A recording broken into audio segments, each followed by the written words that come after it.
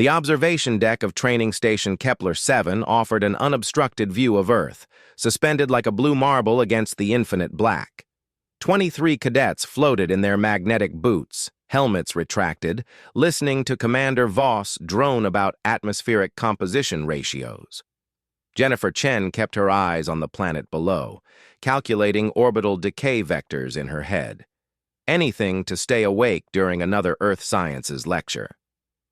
The troposphere extends approximately 11 kilometers at the equator, Voss continued, his voice crackling through the deck's audio system. The thermosphere where we currently orbit reaches temperatures of... The proximity scanner shrieked. Jennifer's neural implant flooded her visual cortex with data before her conscious mind could process the threat. Trajectory calculations, velocity measurements, thermal signatures, all painting the same picture. Something was coming at them.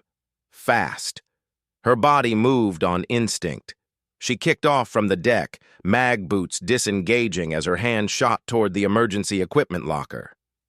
The other cadets were still processing the alarm, their faces turning toward the scanner display with that half-second delay that separated the living from the dead in space combat.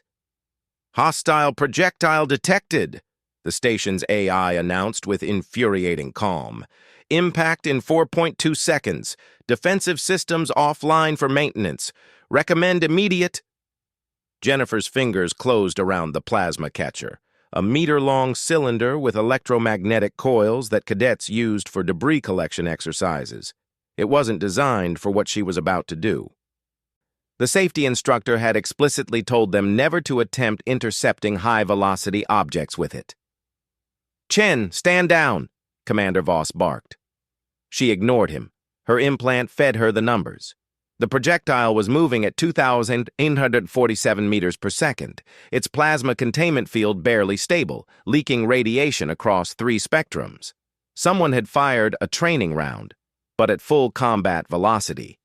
Either a catastrophic system failure or deliberate sabotage. Jennifer positioned herself at the observation window, the catcher gripped in both hands.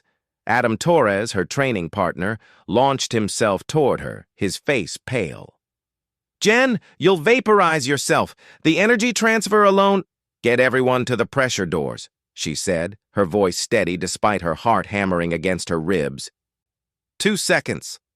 The plasma bolt appeared as a streak of white-hot fury, ionizing particles in its wake.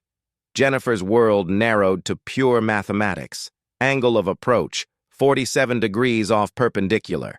Her body position, suboptimal but workable. The catcher's electromagnetic field, she'd need to overload it by 30% to have any chance. Her fingers danced across the catcher's manual override, bypassing 6 different safety protocols. The device whined in protest, its cooling systems unable to compensate for what she was demanding. 1 second. She could feel the heat through the observation window now, watch as the plasma bolt's unstable containment field left afterimages on her retinas. Behind her, cadets scrambled for the exits, their mag boots clanging against the deck in a discordant symphony of panic. Adam hadn't moved. He floated beside her, his own training catcher activated, ready to assist or die trying. "Stupid," she muttered. "Yeah," he agreed. 0.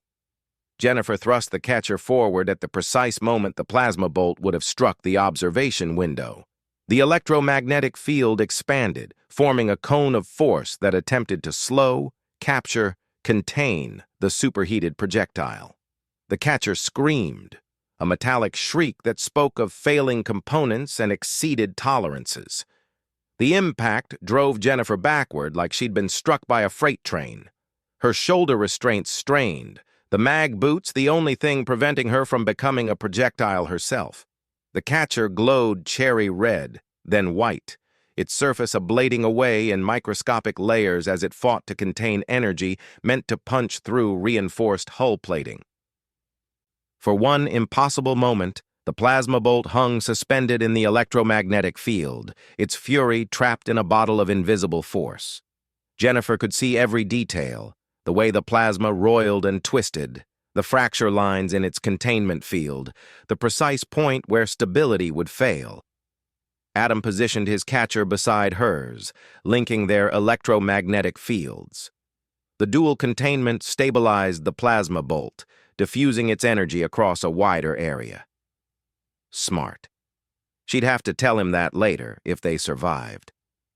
"Redirect to waist chute 7, she gasped, her muscles screaming from the sustained effort of holding the catcher steady. "On 3. They moved in perfect synchronization, born from hundreds of hours training together.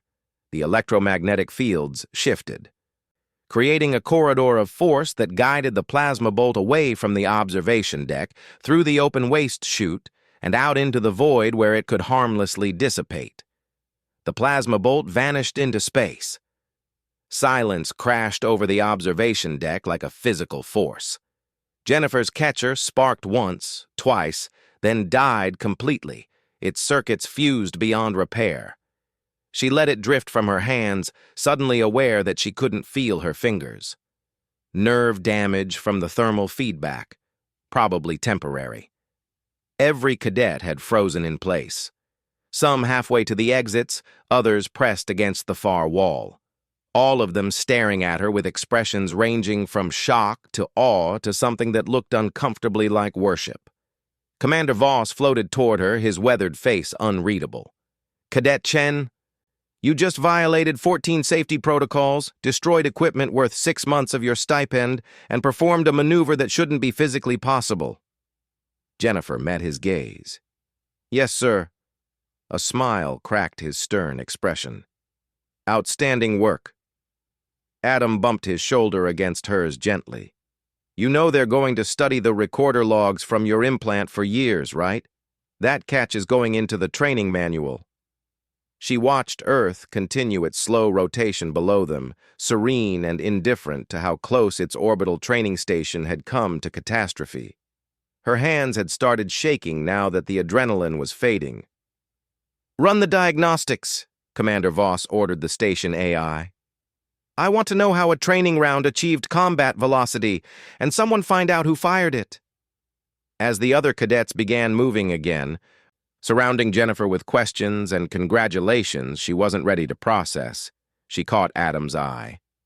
He nodded once, the silent communication they'd perfected over months of training. They both knew what the others hadn't processed yet.